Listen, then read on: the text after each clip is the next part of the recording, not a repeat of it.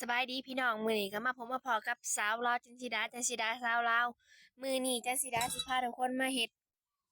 ยำมักม่วงเดี๋ยวสิเอาไปให้ไปเบิ่งเลยทุกคนว่าเครื่องปรุงหรือว่าอะหยังที่เฮาเตรียมมาหั่นว่ามีหยังแหน่เดี๋ยวไปเบิ่งเลยถ้ายำมักม่วงแล้วต้องขาดบ่ได้เลยก็คือมักม่วงทุกคนมักม่วงแล้วก็มีเกลือแป้งนัวน้ำตาลแล้วก็มักพริกป่นข้าวคั่วหัวหอมหรือว่าหอมแดง แล้วก็สิ่งที่ขาดบ่ได้ก็คือน้ำปลาร้าเดี๋ยวไปเบิ่งการเฮ็ดกันเลยว่าสิเป็นแนวใดหรือว่าสิเป็นแบบตากินจั่งใดไปเบิ่งเลยมาเฮ็ดกันเลยทุกคนขั้นตอนแรกเลยก็คือต้องใส่ข้าวคั่วเพื่อสีสันที่น่ากิน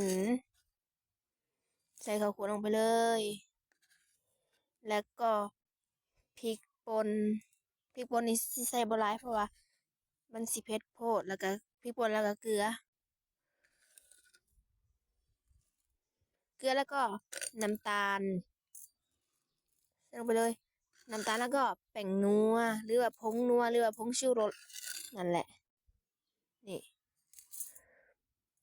และสิ่งที่ขาดไปก็คือ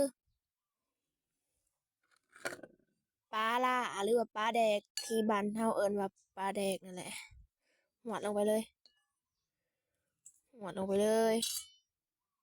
และสิ่งที่เราต้องใส่เป็นอย่างที่ใส่ก็คือต้นหอมหรือว่าหอมแดงใส่ลงไปเลยเพราะว่ามันจะได้แซ่บๆนั่นแหละถ้าขาดหอมแดงไปนี่ก็บ่แม่นยำบักม่วงอะทุกคนใส่ไปเลยใส่แล้วก็คนเล่ให้มันเข้ากันอืม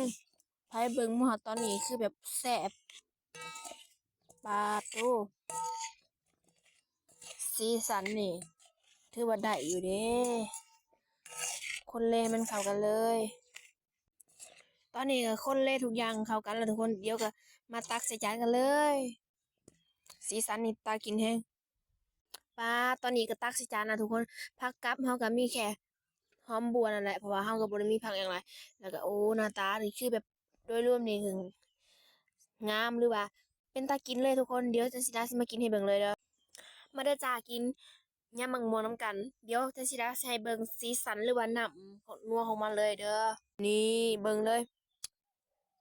เบิ่งดูน้ำแบบเจ้มจ้นแบบเข้มข้นแฮงทุกคนเดี๋ยวมาบ่เว้าหลายทุกคนเดี๋ยวสิบ่ได้กิน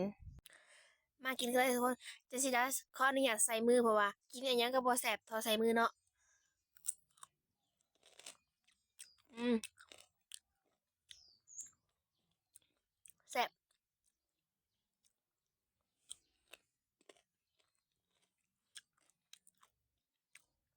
ปลากระพงเฮาก็มีแค่นี้แหละแซ่บ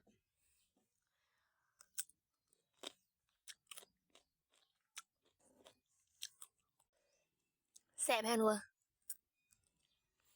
มะม่วงโคตรกรอบอืมแซ่บแต่สมพังแต่เสียงอะ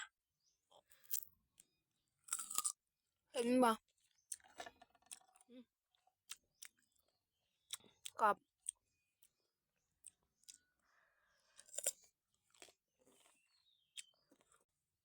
กินไปกินมากก็อิ่มแล้วทุกคนแต่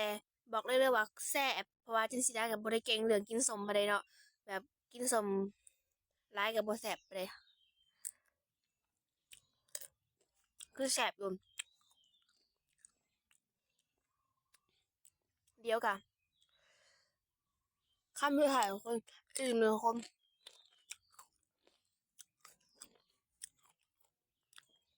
สำหรับคลิปนี้ก็ถ้าไผมักก็ฝากกดไลค์กดแชร์กดติดตามเพื่อเป็นกำลังใจให้จันสิดาเฮ็ดคลิปต่อๆไปสำหรับคลิปนี้ก็บ๊ายบายทุกคนไว้เจอกันคลิปหน้า